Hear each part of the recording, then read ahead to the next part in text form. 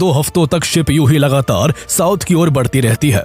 देखते ही देखते 10 जनवरी 1915 तक जहाज एंटार्क्टिका के कोस्ट लैंड के काफी करीब पहुंच गया और उनका लक्ष्य अब बस कुछ 100 किलोमीटर दूर रह गया था।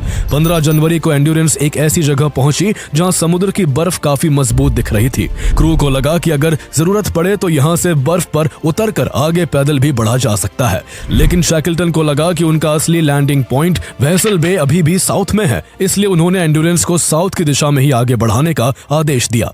लेकिन असल में वो अपने लक्ष्य के काफी करीब थे। शैकल्टन ने दिशाओं का गलत अंदाजा लगा लिया था और उनकी यही गलती आगे उनकी और उनके क्रू की जिंदगी को नरक बनाने वाली थी। इस गलत अंदाजे ने जहाज को और घनी बर्फ वाले इलाके में पहुंचा दिया। इस बीच 17 जनवरी की शाम तक अचानक मौसम खराब हो गया। तेज हवाओं ने जहाज को उसकी दिशा से भटका दिया और एंड्योरेंस धीरे धीरे नॉर्थ ईस्ट की तरफ बहने लगी। अगले दिन तक जहाज अपनी जगह से करीब 23 किलोमीटर दूर जा चुका था और इस बीच बर्फ की परतें फिर से मोटी होने लगी। अब हालत ये थी कि जब हवा चलती तो शिप गलत दिशा में ड्रिफ्ट करता और जब मौसम शांत होता तो बर्फ उसे जकड़ कर रोक देती। कई दिनों तक यही चलता रहा और आखिरकार 14 फरवरी को शैकल्टन ने कोयला बचाने के लिए जहाज के इंजन बंद करवा दिए और क्रू को बर्फ काट कर रास्ता बनाने का आदेश दिया। सभी ने मिलकर कई दिनों तक बर्फ को काटने की पूरी कोशिश की, लेकिन रास्ता नहीं बन सका और बर्फ लगातार जहाज को अपनी गिरफ्त में लेती जा रही थी। अब एंटार्क्टिका में लंबी अंधेरी सर्दी आने वाली थी, इसलिए शैकल्टन को यही चिंता खाया जा रही थी कि अगर जहाज यहीं फंसा रहा तो उन्हें पूरा विंटर बर्फ के बीच ही गुजारना पड़ेगा। सर्दियों में यहाँ महीनों तक सूरज दिखाई नहीं देता, बर्फ और मोटी हो जाती है और उसका दबाव जहाज को तोड़ भी सकता था।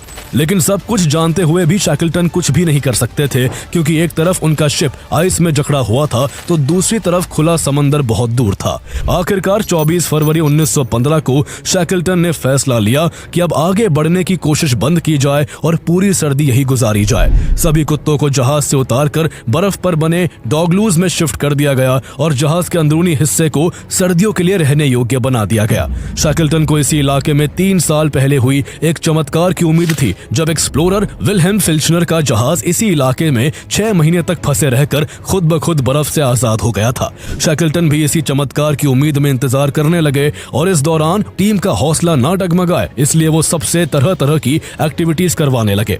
क्रू को मूनलाइट वॉक्स कराए जाते, शिप पर छोटे मोटे नाटक और गेम्स होते और कुत्तों की भी रेसेस करवाई जाती, ताकि सबका मन लगा रहे और किसी की हिम्मत ना टूटे। इस तरह करीब 6-7 महीने गुजर गए, लेकिन इसके बावजूद हालात सुधरने के बजाय और भी भयानक होने लगे। शिप एंड्योरेंस के चारों तरफ की बर्फ खिसक कर उस पर प्रेशर डालने लगी थी। इस बीच एक दिन अचानक आसपास की कई बर्फ की विशाल चट्टानें शिप से आ टकराई, जिससे वहां एक जोरदार आवाज गूंजी और एंड्योरेंस कई जगह से टूट गया। जहाज के पिछले हिस्से में कई बड़े सुराख हो गए और सुराखों से समुद्र का पानी तेजी से अंदर घुसने लगा। क्रू ने पंप्स चलाए, इंजन शुरू किए और पानी रोकने की पूरी कोशिश की, लेकिन ठंड इतनी ज्यादा थी कि अंदर घुसता पानी तुरंत बर्फ बन जाता और जहाज को और भी भारी कर देता। इससे एंड्योरेंस का वजन बढ़ता जा रहा था, जो उसे बर्फ में और अंदर डुबो देता था। अगले 3 दिनों में हालात इतने खराब हो गए कि अर्नेस्ट शैकल्टन को सबसे मुश्किल फैसला लेना पड़ा। उन्होंने आदेश दिया कि शिप को खाली कर दिया जाए, क्योंकि ज्यादा देर तक उस डूबते जहाज पर रहना उनकी जिंदगी को भी निगल सकता था। इसके बाद तेजी से जरूरी सामान और तीनों लाइफ बोट्स को जहाज से बर्फ पर उतार लिया गया। शैकल्टन ने साफ आदेश दिया कि हर आदमी सिर्फ उतना ही सामान साथ लेगा जितना जिंदा रहने के लिए जरूरी हो, और बाकी सब कुछ पीछे छोड़ देना था। कुछ ही देर में 28 लोग बर्फ पर खड़े थे। उनके सामने चारों तरफ फैला हुआ अंतहीन सफेद सन्नाटा था और पीछे उनका जहाज एंड्योरेंस खड़ा था, जो अब धीरे धीरे बर्फ में धंसता जा रहा था। समुद्र के बीच उस सुनसान बर्फीले मैदान पर खड़े इन 28 लोगों के लिए दुनिया जैसे अचानक खत्म हो चुकी थी और दूर दूर तक मदद की कोई उम्मीद नहीं थी।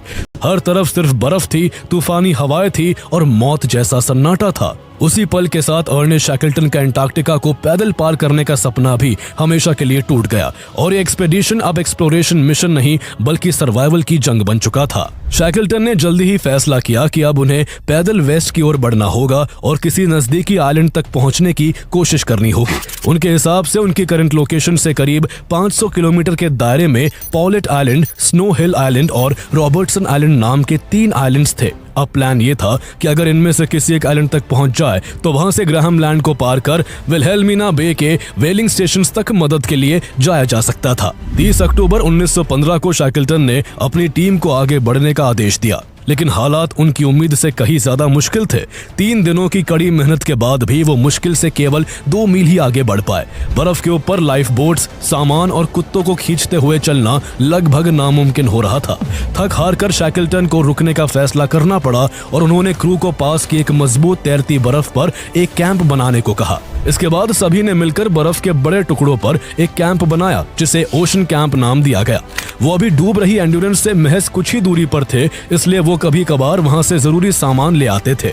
लेकिन 21 नवंबर 1915 को आखिरकार वो पल भी आ गया जब एंड्योरेंस पूरी तरह बर्फ के नीचे वेडल सी की गहराइयों में समा गई। ये मार्मिक दृश्य देखकर शैकल्टन और उनके क्रू की आंखें भर आई। वो जहाज जो उन्हें दुनिया के आखिरी छोर तक लेकर आया था अब उनके सामने ही गायब हो चुका था।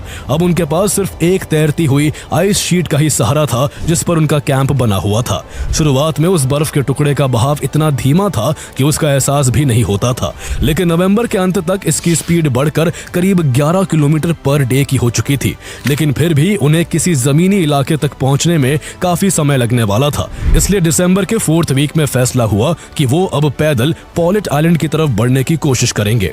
23 दिसंबर को ओशन कैंप को छोड़कर सभी लोग पैदल पॉलेट आइलैंड की ओर आगे बढ़ने लगते हैं, लेकिन हालात बेहद मुश्किल थे। कड़ी मेहनत के बावजूद वो बर्फ पर भारी सामान और तीनों लाइफ बोट्स खींचते हुए केवल 12 किलोमीटर ही आगे बढ़ पाते हैं।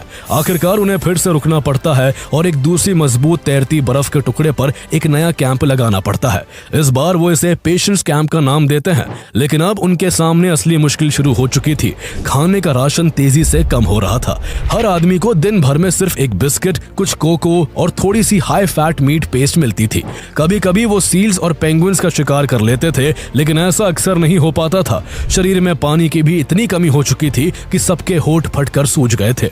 गला इस कदर सूख चुका था कि उन्हें खाना निगलने में भी मुश्किल होती थी। ऐसे में शैकल्टन ने सबको कच्चा सील मीट खाने को कहा ताकि उसके खून से खाना निकलना आसान हो सके। हालात इतने खराब हो गए कि उन्होंने अपने साथ लाए कुत्तों को भी एक एक करके मारकर खाना शुरू कर दिया। कुत्तों का मीट अब उनके राशन का महत्वपूर्ण हिस्सा बन गया था। शिप को छोड़े अब उन्हें लगभग 6 महीने हो चुके थे और मार्च 1916 के आखिर तक उनकी तैरती बर्फ इतनी दूर बह चुकी थी कि क्रू को कुछ माउंटेन्स दिखाई देने लगे। लेकिन बुरी बात यह थी कि वो पॉलेट आइलैंड की उल्टी दिशा में ड्रिफ्ट कर चुके थे, क्योंकि इस दौरान हवा बार बार डायरेक्शन बदलती रहती थी, इसलिए आइस शीट कभी इधर तो कभी उधर बहती थी। कुदरत मानो हर पल उनका इम्तिहान ले रही थी। हालात इतनी तेजी से बदल रहे थे कि शैकल्टन को अपना टारगेट बदलने पर मजबूर होना पड़ रहा था। पहले उन्हें लगा कि वो क्लैरेंस आइलैंड पहुंच सकते हैं, फिर किंग जॉर्ज आइलैंड तक पहुंचने की उम्मीद जगी, लेकिन आखिरकार ये फैसला हुआ कि वो एलिफेंट आइलैंड की ओर जाएंगे। शैकल्टन के हिसाब से एलिफेंट आइलैंड